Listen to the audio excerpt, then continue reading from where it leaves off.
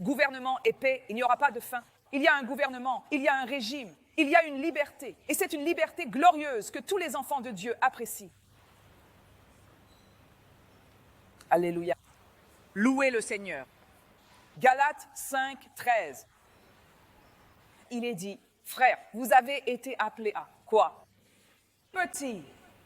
La liberté, vous y avez été appelés. Donc il y a un régime, une glorieuse liberté des enfants de Dieu dans laquelle nous marchons. Rappelez-vous, c'est l'année de la manifestation des fils de Dieu. À quoi cela ressemble-t-il? À quoi cela ressemble-t-il? Je veux que nous examinions quelques synonymes. Nous allons juste regarder. Je veux que nous explorions ce mot liberté, car nous parlons de la glorieuse liberté des fils de Dieu. Que signifie cela? À quoi cela ressemble-t-il? Parce qu'il faut d'abord en profiter, n'est-ce pas? Et ensuite, vous amenez d'autres à cette liberté.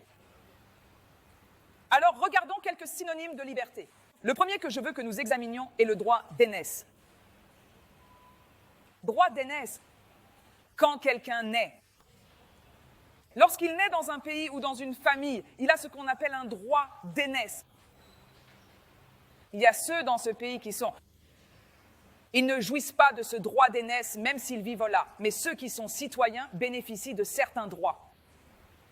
Regardez cette histoire dans Actes 22, 25.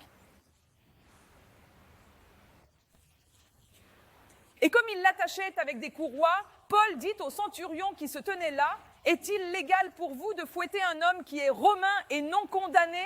Quand le centurion entendit cela, il alla dire au chef capitaine, « Prends garde à ce que tu fais, car cet homme est romain. » Vous voyez? Alors Paul invoque sa citoyenneté romaine. Il dit, « Devez-vous fouetter un Romain ?» Et cela a vraiment inquiété celui qui était.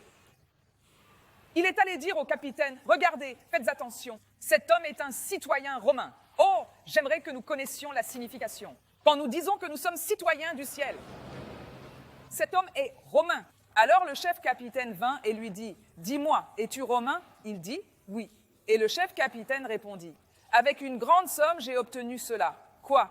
Liberté. Liberté. Liberté. Ce mot-là interprété signifie citoyenneté. Donc la citoyenneté et la liberté. Alors cet homme a dit, j'ai payé pour ma liberté, j'ai payé pour ma citoyenneté. Et Paul a dit, mais moi je suis né libre.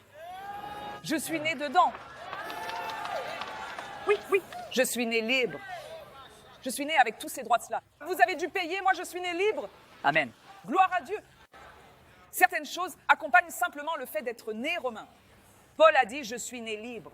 Alors quand nous parlons de notre liberté, nous parlons de notre droit d'aînesse. Nous sommes nés libres dans le royaume de Dieu. Pas étonnant que la Bible dise que si vous êtes un fils, alors vous êtes un héritier de Dieu et un cohéritier avec Christ. Il y a certains droits qui vont de pair avec la citoyenneté. Oui. Regardez Philippiens 3:20.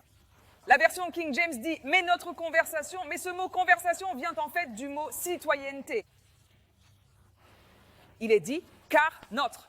Regardez-le dans la version Nivé. La version Nivé dit « mais notre citoyenneté est dans le ciel, je suis un citoyen du ciel ». Je suis un citoyen du ciel. Gloire à Dieu. Alors nous sommes nés dans le royaume en tant qu'enfants du royaume. Le deuxième aspect de la liberté dont je veux parler est l'immunité contre la responsabilité. Immunité contre la responsabilité. Cela signifie que rien ne peut. Aucune erreur, aucune faute ne peut être imputée à mon compte. Je suis immunisé contre la responsabilité. Immunité contre la responsabilité. Je n'ai rien à payer. Je suis excusé, je suis immunisé contre la responsabilité. Pas étonnant qu'il ait dit, Christ est notre rédemption. Il nous débarrasse des ennuis, il nous libère de toute responsabilité.